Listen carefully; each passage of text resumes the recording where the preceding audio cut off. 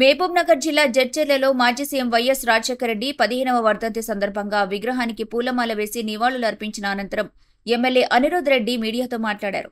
Kaleshwaram project నిర్మాణం సమయంలో ఒక టీఎంసీ నీటి సామర్థ్యాన్ని పెంచినప్పుడు ఉమ్మడి పాలమూరు జిల్లా నాయకులు ఎక్కడున్నారని ప్రశ్నించారు. ఉదండపూర్ రిజర్వాయర్ కోసం అప్పట్లో 32,000 కోట్లు కేటాయించుంటే ప్రాజెక్టు పూర్తయ్యేదని గుర్తు చేశారు. అప్పుడు ధర్నాలు చేయని నాయకులు ఇప్పుడు కమిషన్ల కోసం రోడ్డెక్కడం సిగ్గుచేటని మండిపడ్డారు. కాళేశ్వరం ప్రాజెక్టు పేరుతో కమిషన్ల కోసం కొట్లాడి రోడ్లపైకి వచ్చారని, కవితకు కమిషన్లు రాకపోవడంతోనే ధర్నా చేస్తున్నారని ఎద్దేవా చేశారు. స్వర్గీయ శ్రీ డాక్టర్ వైఎస్ రాజశేఖర రెడ్డి గారి వర్ధంతికి నివాళులర్పించడం జరిగింది.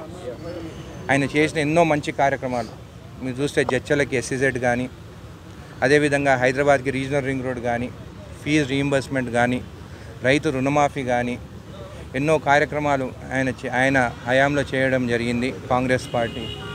కాంగ్రెస్ చీఫ్ మినిస్టర్గా ఉమ్మడి ఆంధ్రప్రదేశ్ రాష్ట్రంగా ఈరోజు మరవలేని ప్రతి ఒక్కరికి ఆపరేషన్స్ కానీ, గుండె ఆపరేషన్లు కానీ, ప్రతి ఒక్కరి కొన్ని ఇళ్ళకి వెళ్ళినా కానీ ఆయన ఫోటోలు కూడా ఇంకా రాష్ట్రాలు విడిపోయినా కానీ కూడా ఆయనని ఇప్పటికీ మరవలేని, ఆయన చేసిన పనులు మాత్రం ఎప్పుడు మరవలేని అని చెప్పి కూడా తెలియజేస్తున్నాను. ఆయన ఆదర్శంగా తీసుకొని ఈరోజు మేము కూడా అదే విధంగా పనిచేస్తాం అని చెప్పి కూడా మీకు తెలియజేస్తాం.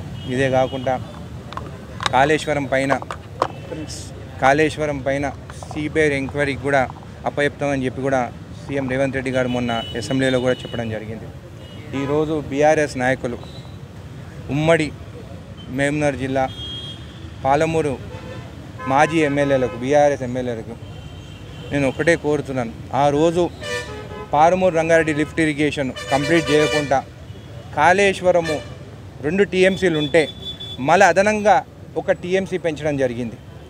ఆ రోజు మీరు ఇక్కడ కూర్చొని ధర్నా చేసి ఉండుంటే ఆ 1 టీఎంసీ పెంచకుండా అదే అమౌంట్ ఇక్కడ పాలమూరు రంగారెడ్డి లిఫ్ట్ ఇరిగేషన్ కేవలం 32,000 కోట్ల రూపాయలు ఆ రోజు ఇచ్చి ఉండుంటే ఈరోజు Palamuru Rangareddy lift irrigation complete అయ్యేది.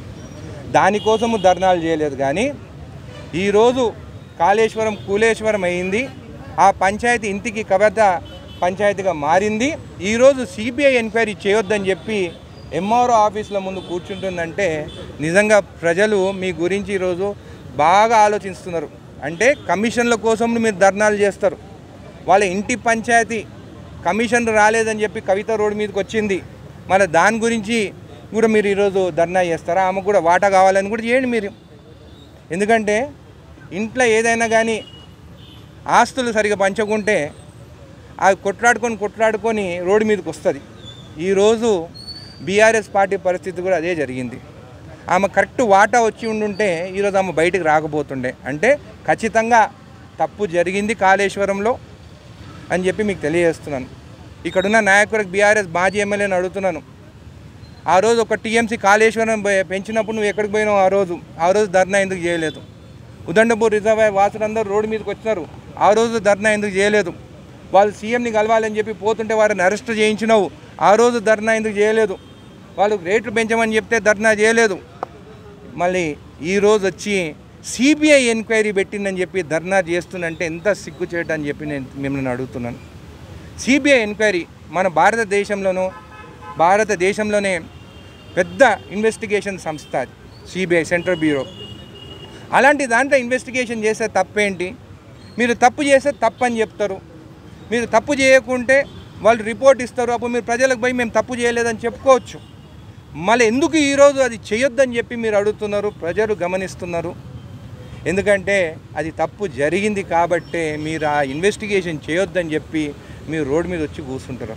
మీరు రోడ్డు మీద వచ్చి కూర్చునేదానికన్నా ఆ 8 మంది బీజేపీ ఎంపీలని ఎవరైతే మీరు బూత్ల ముందు నిలబడి ఎంపీగా గెలిపించినారో వాళ్ళ ఇంట్లోకి పోయి ఆ 8 మంది ఎంపీలను పట్టుకొని మోడీ దగ్గరకు పోయి క్లియర్ చిట్ కోసం పైరవీలు చేసుకొని తప్ప ఇట్లా రోడ్ల మీదకి వచ్చి కూర్చోవద్దని చెప్పి మీకు తెలియజేస్తున్నాను.